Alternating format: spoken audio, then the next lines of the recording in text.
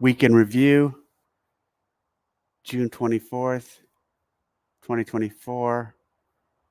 I am trying this new StreamYard setup that I'm using for these interviews I'm doing with the athletes. So that's why I'm looking around to see the time. I don't see where my time is on this to see how long I go. Anyway, let's dive into it. Before I get into comments, a couple points. So I started this new series where I'm going to try to interview all the athletes, all 80 of them, prior to the games. And it's going to be from 5 to 10 minutes long. And the point of this, especially the last, since probably 17 and on, maybe 18, after 18, 19 and on, um, I feel like I really have been disconnected from and don't really know a lot of the athletes, especially last year when I went to the games. Like, I didn't know any of them. And I'm also not really following on social media or engaged like that.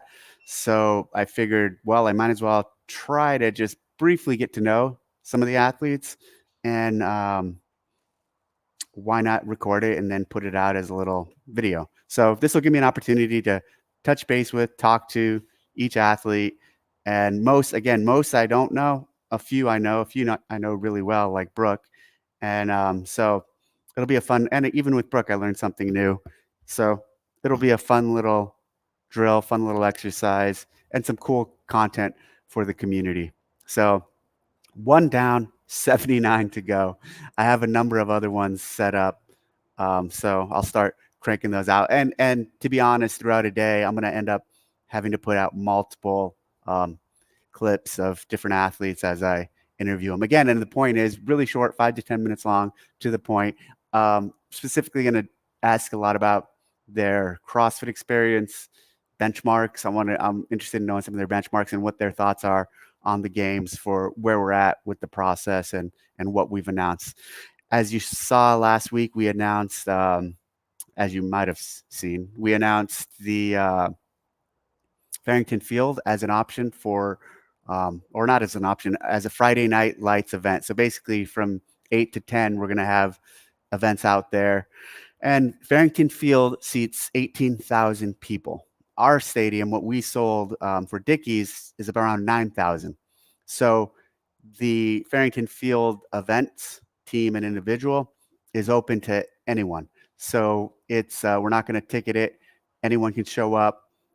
The 9,000 people who have tickets for the Coliseum, you will probably, with no issue, have a seat in the other venue. Because I've seen some comments where people are asking if they have specific seating over in the other venue. It seats 18,000 people again. So there will be no issue with seating. I do not really see a scenario where 10,000 other people come just to check out that event. If it did, I mean, that'd be pretty cool. But every time we've done stuff like this where we've had free events, at most it's a couple thousand. But maybe here in Texas with the strong affiliate network, we'll be able to rally and have more. So another thing I want to talk about related to the games, I saw that clip about Joe Rogan where he and apparently the guy from this event where they don't test anyone or they allow everything. We're talking about steroids or performance enhancing drugs in the games. And one of the guest made a comment about, oh, well, 22 and before, they probably weren't doing anything. And Rogan made some insinuations or some comments about that we don't test. But look, we've been testing from like the second games on. And in the second game, I'll tell you this big lesson learned for me in this role and for me, kind of heading this sport up for almost the last 2 decades. In the second games, someone approached us and said they're willing to fund and test all of the athletes that were there. Actually, it was the third games, not the second. It was the third games. And it was the first year that we had actually qualifiers to get to the games.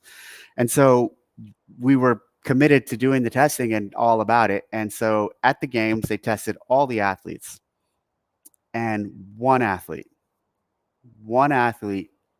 of all the athletes that year, failed the drug test. And this guy failed for like everything. Like he had the masking agents for the stuff he failed for, and so like it was a plethora of things that he popped on. And this time and this time only, that was the third year of the games, because he was active duty military at the time, we decided to not publicize the results. And then, months later after that, so we didn't tell the world he failed. We actually removed him, I think, from the leaderboard. He didn't do too hot anyway, so I don't think it mattered. But that was the only time we ever did anything like that. And it was a huge lesson learned. And basically, a few months later after that, I was like, we could never do that again. Even active duty military or whatnot, we can't not publish the results. I say that because it's insinuated often, and we get accused of protecting athletes and or doing things like that where we don't tell the world the real test results. After that, once we did start testing over the years, and once we had to fund it, it's really expensive to test the entire field. So pretty much consistent from back then. We tested all the regional qualifiers, and then a large number at the games, and then throughout the season, we'd have off-season tests. And it's interesting because someone sent me that clip that Hiller put out where there's the Froning line where he goes, Froning and Sherwood are talking, and Froning said something like surprise test or random test. What he meant there, and I think this has been misconstrued by a lot of people think, or it sounds like he's saying random as if he knew it was coming. That's not what he meant by that, and that wasn't what he was talking about. He meant random as if he was randomly selected. No, no, no, no, no. He wasn't randomly selected. His time was random when he got it. But what I mean by that is, of course, Rich had multiple random tests throughout his competitive, and Frazier too, um, throughout their competitive, um, when they were competing and being dominant. We had a list of people and we said test those guys and test them randomly, so they didn't know when the testers were coming, but they were definitely, because of their success and because of how well they were doing, they were targeted and tested in the off season at much higher intervals than everyone else. So that wasn't that wasn't an accident, and it wasn't random. It wasn't as if he had any advanced knowledge that he was going to be tested that day, but the fact that he was being tested, that part was totally set up. And so, of course, I mean, we have to pick a number of people. And so throughout the years, there was a list of, several to over a dozen people that were getting tested. And yeah, like you could guess who we were testing. People like Dan Bailey and people who had a lot of who were really good, and there were also a lot of questions, and they were all coming back clean. And here's the other thing I'll tell you, and a lot of people close to me and a lot of people in the sport know this. I would love to catch any of them. I don't fucking care. Like, I'm not like, oh, we need to protect Rich Froning, or oh, we need to protect Matt Frazier, or oh, we need to protect Tia. No, no, no, no. Like, if they're cheating and we have an opportunity to catch them, I would love for us to catch them. So, and also now, so we use drug-free sport for our testing. It's now also who the UFC uses. So I'm pretty sure the UFC uses. They left theirs, and now I'm pretty sure they use drug-free sport. But we also, it's a third party, so we're not the ones who are looking at the results or taking the samples and then analyzing them. We have a third party who does it for us. And we tested every qualifier at semifinals, and we'll test all the podium at the games and then down the field a little. So we take it very seriously, and we have since the earliest days. And that story I told you about 2009 was a huge lesson learned and a huge mistake on my part. And I mean, like, again, this was the infancy of the sport, and the reason was noble in intent. We were trying to protect this guy from getting in trouble with the military. But after the fact, I regretted it. I didn't think, for the sake of the sport and the future of the sport, we couldn't do that again. All right, enough on that. So there was one other thing I wanted to say about Hold on. Okay. I'm going to jump into comments now. And so remember, the comments, I have not looked at them, and they're sorted from I'm going top to bottom, and they're sorted by top comments. So they become top comments by getting thumbs up. Peter Shaw, good friend. Uh, at Peter Shaw 4 always fires me up to hear your enthusiasm for the games, Dave. Thanks. I've commented something similar in the past, but jumping in on the convo again. I qualified for the games in 2020 and on a team in 2022, so I can attest to the amount of training that it takes to get there. Certainly conducive to burnout. Towards the end, as I age, I would consistently take 1 month off completely from training. My last year is less for the body and more for the mind. I didn't want anything to do with it. Currently following a combination of CAP, proven, and my own stuff. 1 workout per day with intensity, just as you described, is the way to sustainably train for the rest of your life for most people. Heck, many times nowadays, I'm only spending 30 to 40 minutes max in the garage. I do the same. If you want to get more bang for your buck, I always encourage people to make changes in the kitchen instead of adding volume to training. Most are blown away with how fit they can get with 1 workout per day when they follow something like the zone diet. Second place to tell them to look is in the intensity. Can you go 1% harder in your workout? Do that before adding volume and you will reap the benefits. It takes enormous psychological capacity to go harder compared to simply walking through more volume. Have a great day. Great comment, Peter. Thank you. Thank you for supporting and validating some of the points I was talking about. And you hit something that it's funny because actually when I finished this last week, I walked away and went, damn, I didn't talk about one of the most important pieces. In all of this, nutrition is like the most important piece in results and or intensity or you not feeling like you're making progress. So oftentimes people look to programming and say, oh, I'm not making the results I need, or I'm not making the progress I need with my body or with my times or loads. So I need to switch programmers or I need to chase the flavor of the day in that world. And really, a good coach and a good trainer will actually look at someone's diet first. That's the first place. If you're not seeing the results you need or want, that's the first place you need to look at is nutrition, and then tighten nutrition up, and then you can start looking at the other things. Thanks a lot, Pete. At Austin Fairbanks 9142, I really like what Marcus Philly is doing, but also love CrossFit. At Mitch Collins 5840, Dave, your counsel about the risks of movement as medicine are spot on. This is conceptually similar to the issues CF has had fighting off nutritionists. Yeah, so it ultimately can lead to negative legislation. So pay attention to that. At XRopey64, it's funny all the bullshit Dave has to deal with. It's funny how anything a person will do can be found to be insulting by another human. Good job, Dave, on always smiling. Thank you. At Simon Eyes 5277. Hi, Dave. Thanks for the weekly updates. I really enjoy your interaction with our community. A few weeks back, you challenged Andrew Hiler to make a video with all the positive things he has done for CrossFit. Did you manage to watch his video, and what was your impression of it? Also, how's your journey reading the Bible progressing? Finished with the Bible. Really enjoyed it. I don't think I'm ready to talk about it. I just don't think, or I want to. Let me say something about that. I think, especially when people get platforms like this, I think they feel like they have to spew everything out of about their personal lives, about their journeys, and hey, there's a lot of stuff that I'm going to keep to myself, and I don't want to share with the world, or don't feel comfortable. That is one of them, but I highly recommend it. I'm also watching The Chosen right now. That's really good. If you haven't seen the series The Chosen, check it out. It was nice to someone recommended that once I told them I was reading the Bible.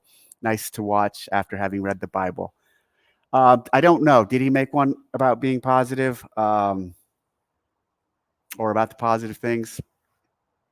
I did not watch it. I'll get to the rest in a second. At Whitney Davis 1344, with keeping the athlete's safety in mind, why did you not all make them come down the rope to a certain line before jumping off? Love these weekend reviews. Keep it up and can't wait for the games. At least they cut the rope to avoid feet, ankle injuries. That one we've gone back and forth on, and the speed at which they're descending down the rope is so hard to judge and make the call with they're above the line or they're both below the line. So that's a tough one. Could have, did not in this environment. And that being said, I don't know if there was the amount of injuries for that movement too were pretty. I think I heard someone might have had it. One person might have got injured in Europe coming down from the rope, but there is some level of self-preservation in all of this that the athletes need to take accountability for. Um, and again, so sliding, coming down the rope quickly, under enough control to not break a leg or hurt something. 1 second. 1 second.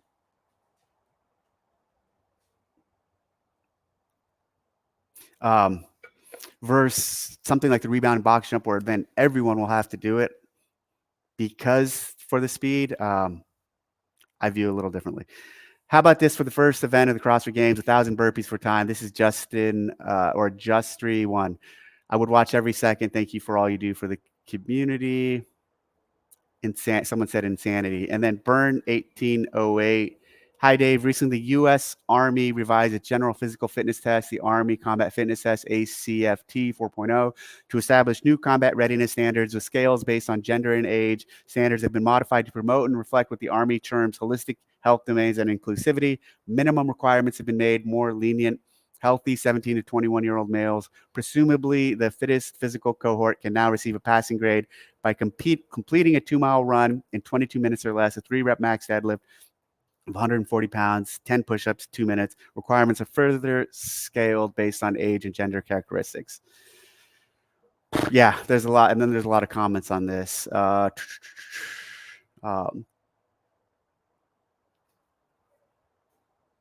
I'm going to move to the next one. Yeah, we're doing a lot of work with the Army. So here's the deal.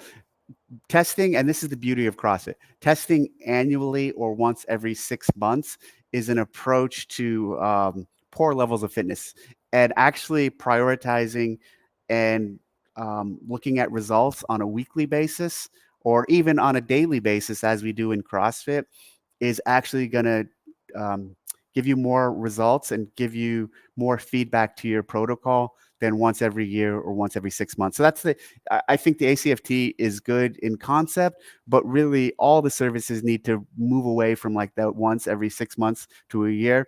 If you care about performance and improvement and seeing performance improvement, you need to measure it on a daily and weekly basis. And the Army, the efforts we're doing with 3rd ID and 18th Airborne Corps and General Donahue, we are doing stuff where we're measuring on a daily and weekly basis and seeing tremendous results from constantly varied functional movements at high intensity with the soldiers.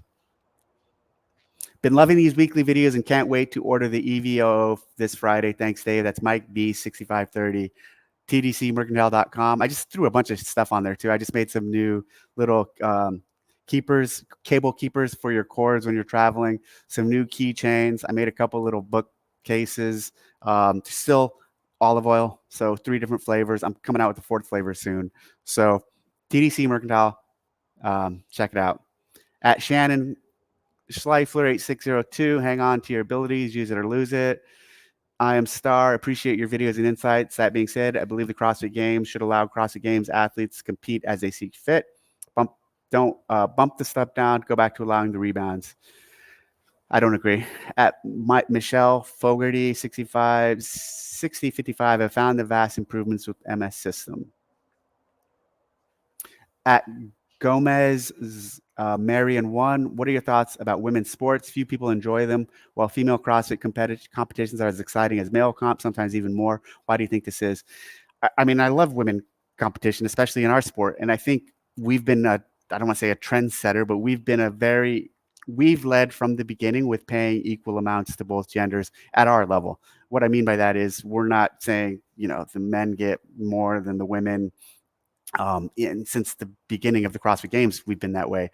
So, and I think our sport, it's the women have a visual appeal that the men do too, but the women have a visual appeal that makes it, compelling for people to watch. That's why I think it can be so popular in ours. And what the women are doing in fitness, more common now for people to see than it was in our early days. In the early days of CrossFit, and women doing this stuff for a lot of people was foreign. And so it was really impressive. Now this stuff's becoming more common. So it's not as much of a wow that the women are doing some of these things. But yeah, I think it's I love it, and I love the women's side of the competition for us. We're exposing the potential of what female athletes can do, and inspiring women and young women and others to do a methodology like this to get results like that. All right, let me see. Programming question. Hey Dave, enjoy the weekly videos and getting some insight from you directly. Keep them up. This is a specific programming question. It is quite long, but if you don't have a chance to read the whole section, but love to get your thoughts. I don't see it. Oh, I think I think he might be fucking with me.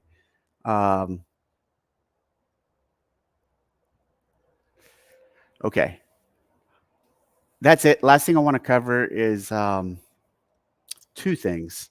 I heard Andrew said, Hiller, last week something about he did something on the movie that we're making last year, and someone told me that he made this statement that we're using affiliate money to fund the documentary, the games documentary, and then it's not even being released till after the games, and he's super critical of that. So there is not a single amount of affiliate money that is being used to fund the documentary. The documentary, we're not even funding. We partnered with the relationship we have through WME IMG. They linked us up with the documentary company, David Check. They self-funded. We gave them the access. They could then take that documentary and sell it, and or find a partner to distribute it on. And once it starts making, and then they make their money back on the production that they funded, then everyone, as it's more successful, them and us included, can make some money off of it. But we didn't fund it, one, and we didn't fund it with affiliate money for sure, because we didn't fund it. So if we didn't fund it, there's no affiliate money that funded it. The thing about, so that's like just a number of things where I feel like I'm hearing Andrew saying things without uh, having any knowledge to what he's saying. And so what I'm going to caution the community and people who listen to him is understand he's not speaking as an authority, and he's also usually not correct with a lot of his info. And there's been a number of other things on that one I did a few weeks ago where I pointed out a handful, like the Greg and Nicole thing that we're trying to make. So the problem is people hear this shit and people think it's true.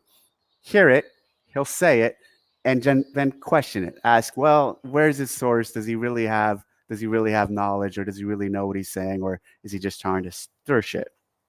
And then the second thing I'll talk about is the stuff he did with the net. And I saw a comment. Let me see if I could find this one come through. Hold on. Oh, here we go. One of your bosses made it clear CrossFit has racial quotas to place, ensure diversity. Have you met the racial quotas for the games team? What are your thoughts on the reality of CrossFit? It's now a company that hires people based on the color of a person's skin. So that's 100% coming from this Hiler piece, which I did not watch. So I don't know if Hiler said that we have quotas, but having worked here now for over a year with Annette, I will tell you, I've interviewed a lot of people. I've had to make a lot of hires. I've had team members and seen other teams make a lot of hires. And this notion, so if Hiller's saying this guy said it, but he's wrong. I don't know if Hiller's saying this, but this notion that we have quotas or there's any pressure to hire anyone for any other reason um, than that they're the best qualified for the job is complete fucking bullshit. We do not have any quotas to hire people of any color skin, and there has been zero pressure to do any of that I have seen at all throughout the company. So, to your comment to this dude who just said this, you're fucking wrong. So don't try to spin that or perpetuate. If Hiller is saying that, and if Hiller is putting that out, he's fucking wrong. To Annette, I think it's people don't come here. People don't come to CrossFit to get at any level, at an executive level or at all the way down the team, to have people like Hiller come at them and attack them and try to, um, make them do whatever Hiler's trying to do. People come here to actually try to contribute and to make CrossFit a better place for the community, for the affiliates, for the company, and it sucks to see people like Annette get attacked by someone like him because it's unfair to them. Now, I could say there could be you could take it to this place of, well, if you're going to get a job at CrossFit, you should know that you're going to be in the crosshairs. And I will say that's still not fair. And that's still if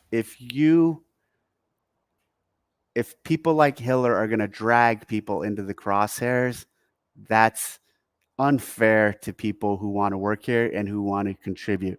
Annette's a great person. I've worked with her for over a year. She's been nothing but respectful and honest and worked with me with a high level of integrity and consistency. And we've had epic discussions on a wide variety of things, and we've challenged each other.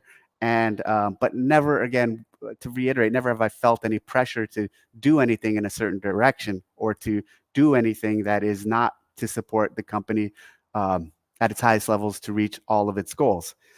So I was disappointed in Hiller that he did that. I'm disappointed in this realm of, hey, I would love this. A lot of these people don't sign up for that or to sign up for people to come at them.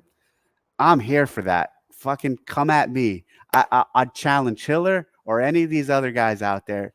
Instead of coming at any of those individuals, I came back 2, 3 years ago, whenever I came back after being fired, and I knew what I was signing up for. I was signing up for to get punched. I was signing up for to get attacked. I know I've been doing this for almost 2 decades. That's how it's been, and I get a lot of support, but that's how it's been for a very long time. So I'm good. You can come at me. You can make fun of me. You can talk shit about me. You can say whatever you want about me. I'm fine. I don't think it's right for that to be put on a lot of other people. I don't think a lot of other people want to deal with that and or should deal with that. So bring it bring it on me. I'll deal with it. I just ask if people could chill out on our team. People could chill out on just like doing this to people who have good intentions and want to contribute to CrossFit and the community and advance it forward. And there's no fucking hidden agenda or there's no like um, people trying to get one over on the community. And I don't think Hiller's contributing well now. I mean, people have been telling me that for a long time, and I've been saying, hey, uh, there's a lot of what he does that is good, and I like criticism. But then there's a lot where you're crossing these lines and really just fucking hammering individuals, especially individuals that you don't even know. Um, that's just not cool. All right, that was a long rant. So now I need to end recording. So again, I'm using this StreamYard thing. So this is the first time. I think this was long. Well, I didn't see my timer, so I think I went for 30 minutes. All right. See you next week.